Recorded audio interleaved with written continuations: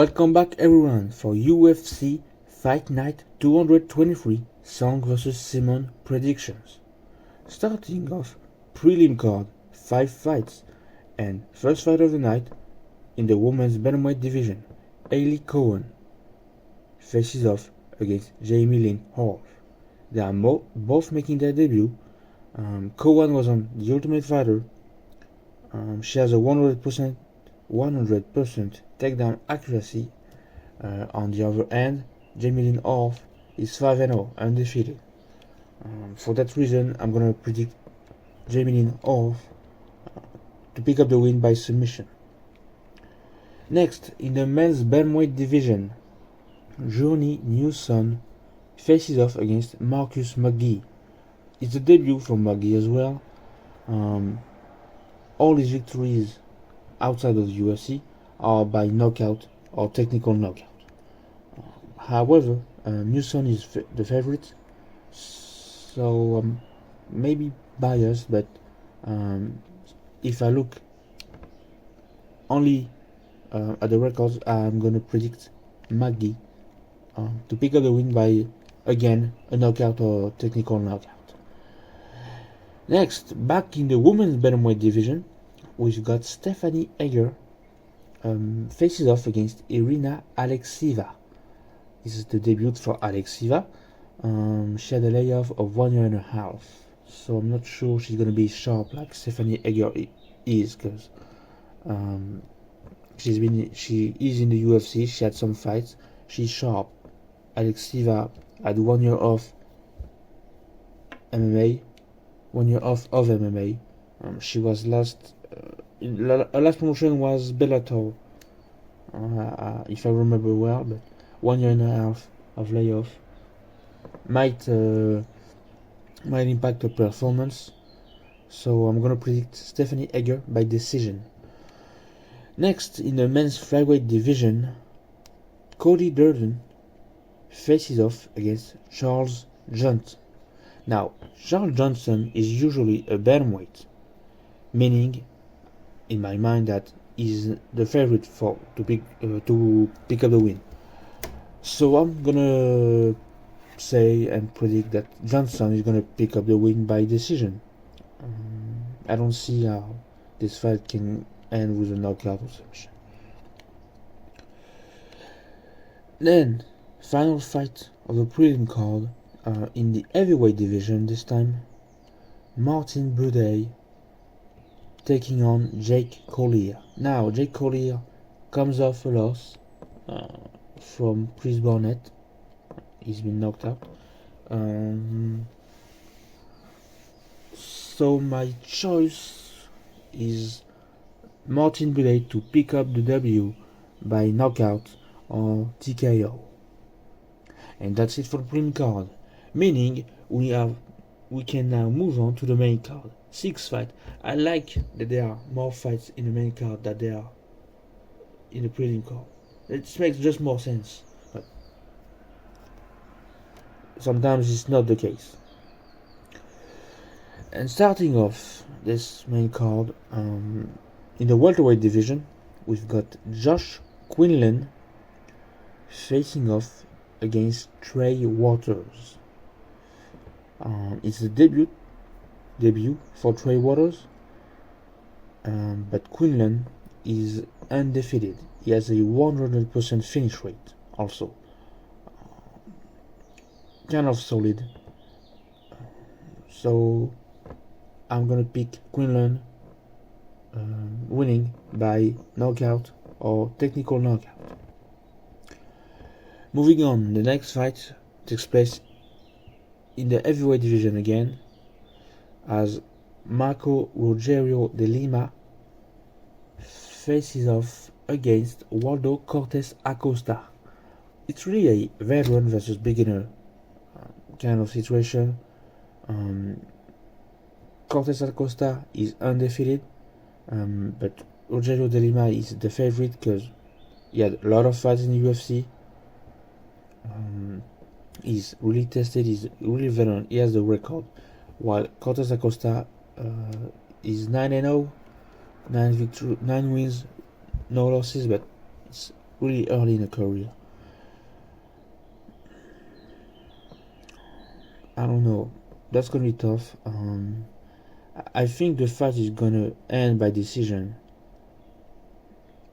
But who's going to win?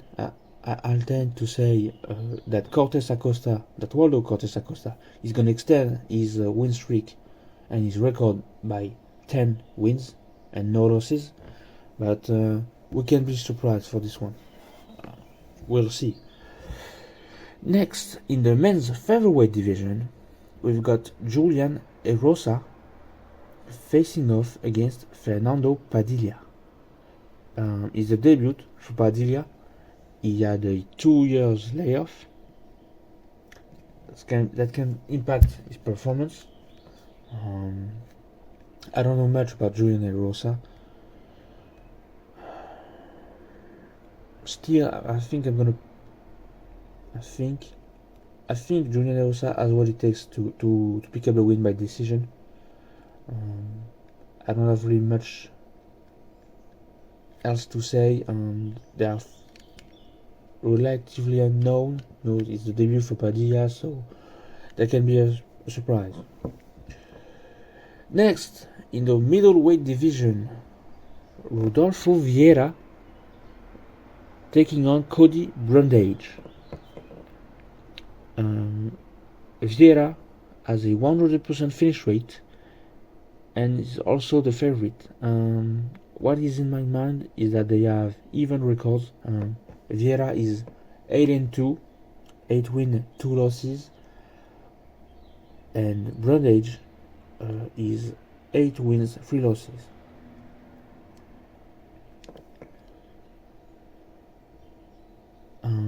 I don't know. The nickname of Vieira makes me a bit laugh. He's the black belt hunter, and as such, he had 7 submission wins. It's gonna be interesting, but you know what? Just because of the nickname, maybe. But I'm gonna gamble and say Rodolfo Vieira is gonna pick up the W by way of submission. Next, we stay in the middleweight division. Caio Borralho, like this man, against Mikhail Oleksiejczuk. You're gonna have to excuse me for the mispronunciation of this one. Oleksiejczuk. We're gonna go with this one.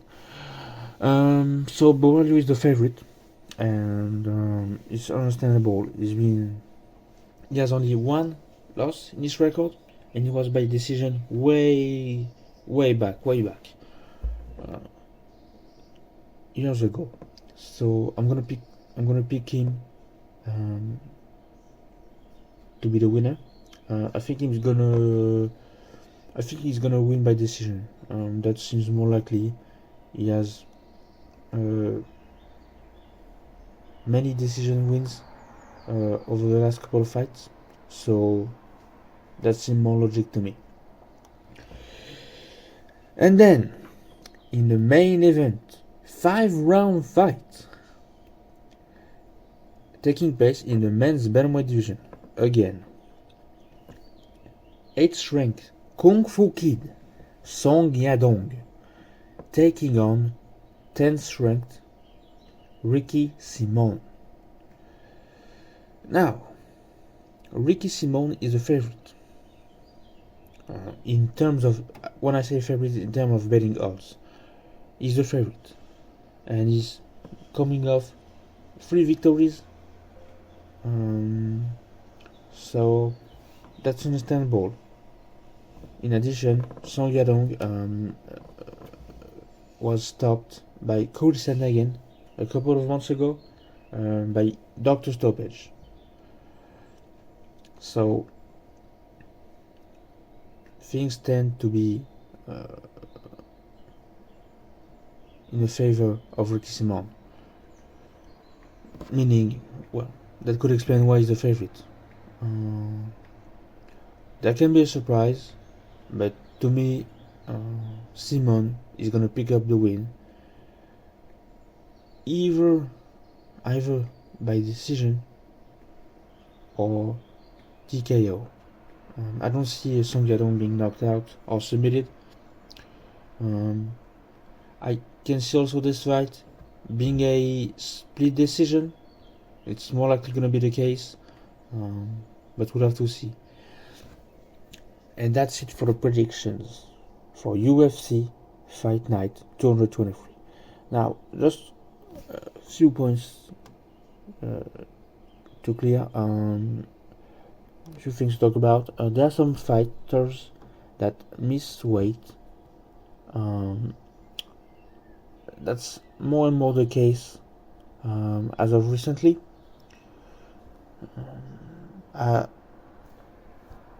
Just to say, the weight cut system is really hard and not appropriate for human body.